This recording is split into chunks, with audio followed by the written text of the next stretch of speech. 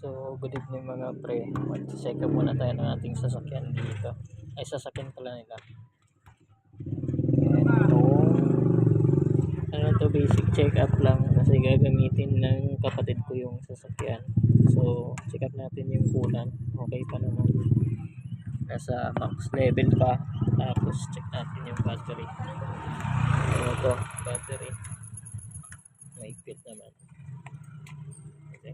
Positive. Karugin na natin. Okay pa. Tapos check natin yung mga ibang sensor nito. Ayan, spark plug. Tapos itong oil filter, ano niya, killer ka. Yan, so far okay naman. Wala pang problema. Tsaka yung oil nito, malapit lang magpa-change oil. So ayun lang mga pre, shoutout.